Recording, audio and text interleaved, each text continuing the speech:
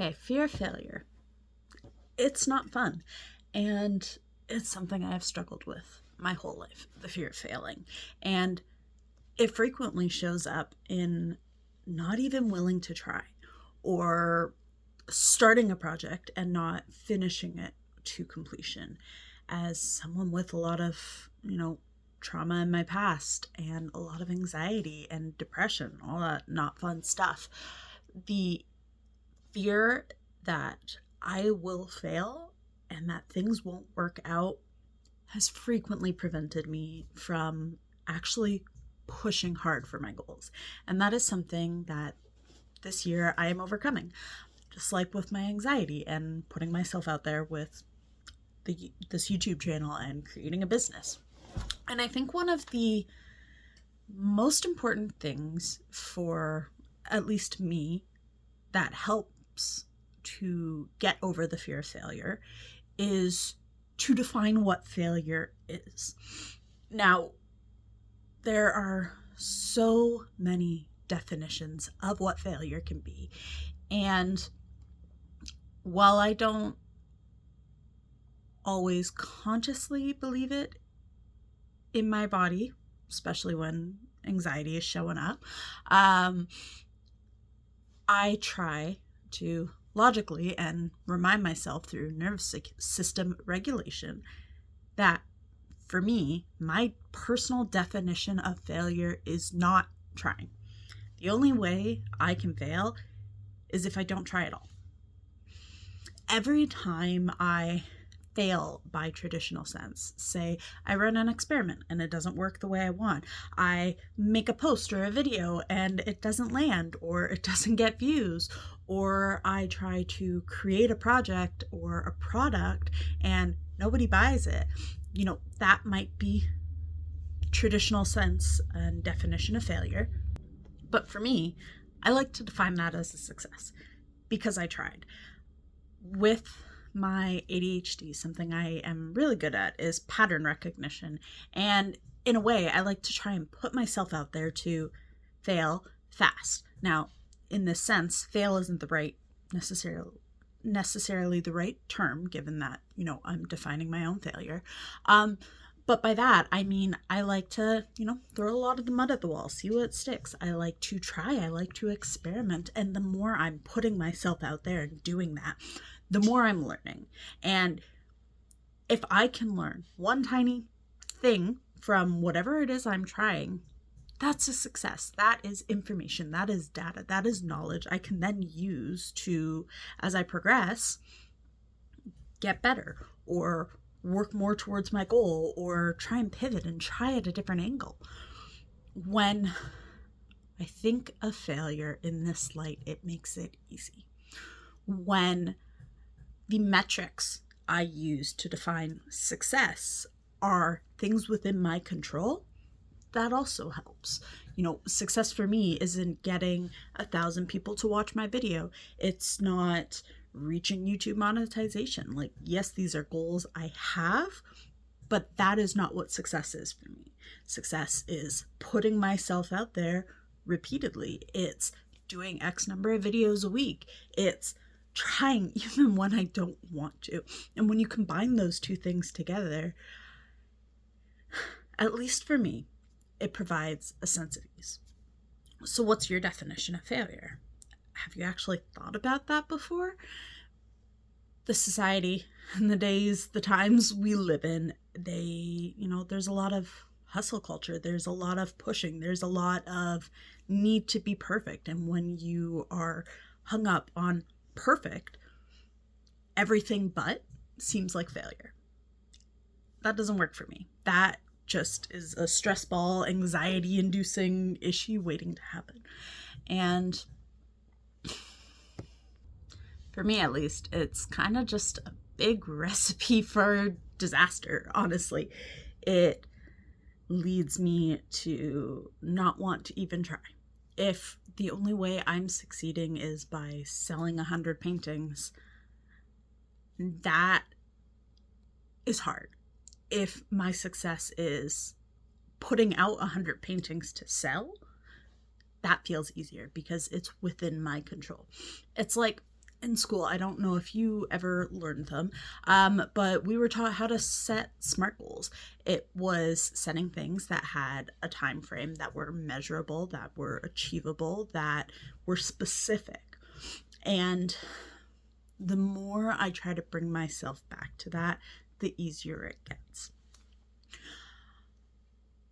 I feel like that's kind of all I have to say on this topic at the moment. Maybe I should have prepared a little more.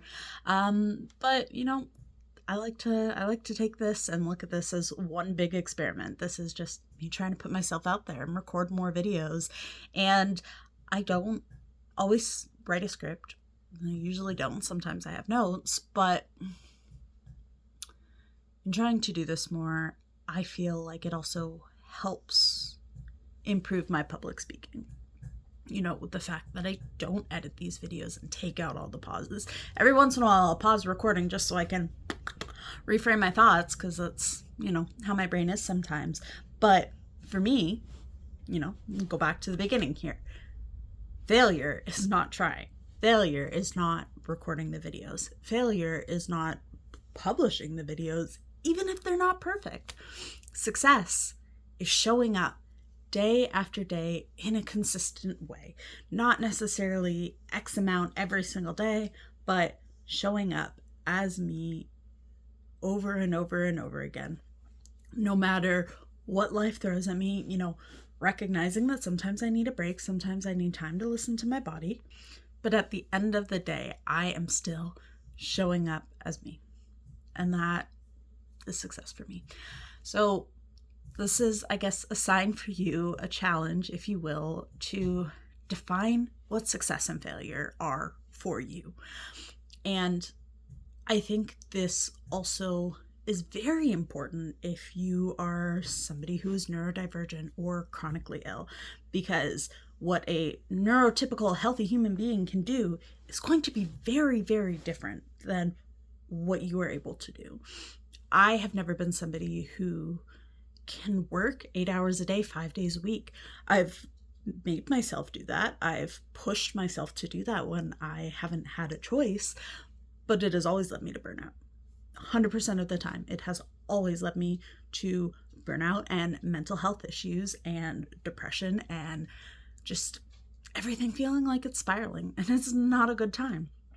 And so recognizing that success for me can't look like what it looks like for a person who can go work 8 hours every single day, because that's not how it works. It kind of is like, there was like this little comic that I used to see, like little tiny picture on Facebook like years and years ago, and it was basically like in the image was in a jungle, and you had like an elephant, a giraffe, a monkey, a fish, a hippo, and you gave them all the same test to climb a tree. The monkey might win that, but all the other animals are going to fly. The fish can't even get out of the water. And so defining success as climbing the tree might work for one animal, but not all the others, because we are all different. We all have our own versions of success. We all have our own abilities and capabilities, and we all have our own limits. And factoring that in is very, very important. Understanding what your energy is like is very, very important. I know for me personally, if I were to try and expect myself to show up the exact same way every single day, that wouldn't be good. That's going back to like what a 9-to-5 was, which definitely is not helpful for me. When instead I recognize where my energy is at, I recognize that I have low energy days, I have high energy days, I have medium energy days, and what I expect from myself on those days needs to change, then that gives me the grace to do that. For me, on my high energy days, I try to get a lot more of my computer work done. I try to do a lot more of my planning. I might record 2 or 3 videos instead of just 1, which at present is my goal, to record a video every single day. And knowing what to expect is just it's a game changer. It helps me define my failure. It helps me define my success. And today I plan to put that on a sticky note because I get hard on myself. I am not perfect. I am sharing these things because they're what helps me, but in talking about it, it also reminds me that I have these tools and resources available to use. So I truly hope this helps. I would love to hear what your personal definition of failure is, and then what your definition of success is. It doesn't have to be the same as mine. Absolutely not. Maybe what you want is that standard 9-to-5 job, which is totally fine. Definitely not what I want, but I know that's, the steady, reliable income and predictability that some people need. It's just not what I need. And I've reached the point where I'm okay with that. So I'd love to discuss this more in the comments. I truly hope this helped. I appreciate you. Thank you for being here, and I hope you have an amazing day.